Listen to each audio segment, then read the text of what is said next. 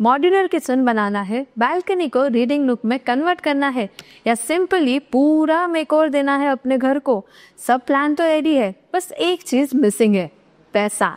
और तभी बैंक वाले कहते हैं सर टॉप अप लोन ले लो। दूसरा बैंक कहता है home renovation loan is best. लेकिन आप कंफ्यूज हो कि इन दोनों में आखिर फर्क क्या है। आइए जानते हैं। Hello and welcome back to things to care series powered by nobrokerage.com, a registered trademark website where you can buy properties with no brokerage and no subscription fees.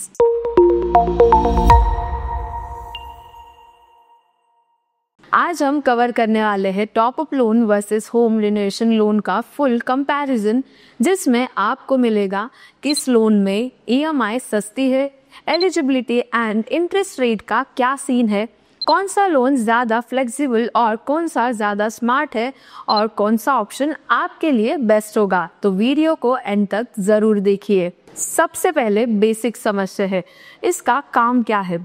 Top up loan, अगर आपके पास already एक home loan चल रहा है तो आप उस पे एक्स्ट्रा अमाउंट ले सकते हो। इसको ही कहते हैं top up loan. Use it anywhere, renovation, education, even medical emergency. Home renovation loan ये स्पेसिफिकली घर के अपग्रेड के लिए होता है, पेंटिंग, टाइलिंग, किचन एक्सेट्रा। इसमें आपको प्रूफ दिखाना होता है, रिनोवेशन का लेआउट, कॉन्ट्रैक्टर का कोड एक्सेट्रा। तो फंक्शनली दोनों लोन पैसे देते हैं, लेकिन उनका यूज केस और रूल्स थोड़े अलग होते हैं।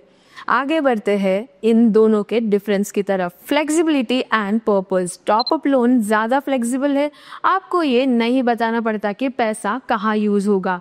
बैंक बस आपके एग्जिस्टिंग लोन और रीपेमेंट हिस्ट्री देखते हैं। सो अगर आपको फ्रीडम चाहिए फंड यूसेज में तो top up is better. Eligibility. Top up loan आपके नाम पे एग्जिस्टिंग होम लोन होना चाहिए, एटलीस्ट 6 to 12 EMIs टाइमली भर चुके हो, प्रॉपर्टी की वैल्यूएशन ठीक होनी चाहिए, होम रिनोवेशन में घर आपके नाम में होना चाहिए, सैलरीड या सेल्फ एम्प्लॉयड होने का प्रूफ होना चाहिए, टाइटल डीड और अप्रूव प्लान होनी चाहिए। फर्स्ट टाइम होम बायर्स के लिए रिनोवेशन लोन बेटर ऑप्शन है।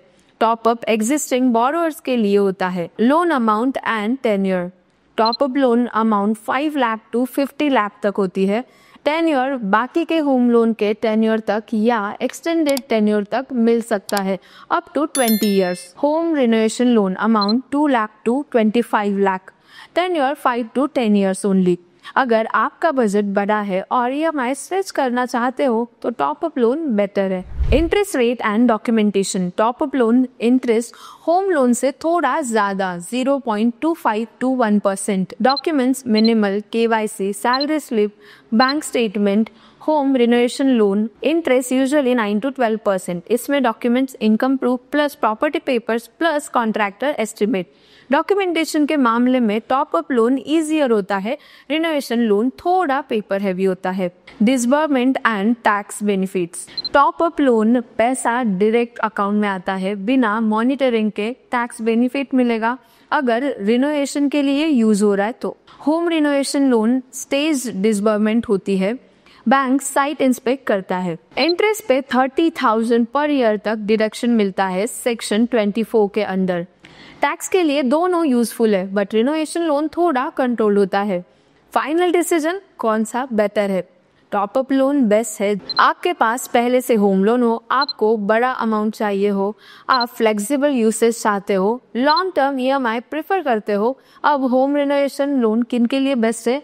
अगर आपके पास पहले होम लोन नहीं है, बजट 20 लाख के अंडर है, आप डॉक्यूमेंटेशन के लिए रेडी हो और स्ट्रिक्टली रिनोवेशन पर्पस के लिए ही पैसा चाहिए, तो दोस्तों मॉड्यूलर किचन हो या डिजाइनर बाथरूम, पैसा तो लगना ही है, पर स्मार्ट तरीके से लोन लेना और अपने ऑप्शंस को समझना और भी ज़रूरी है।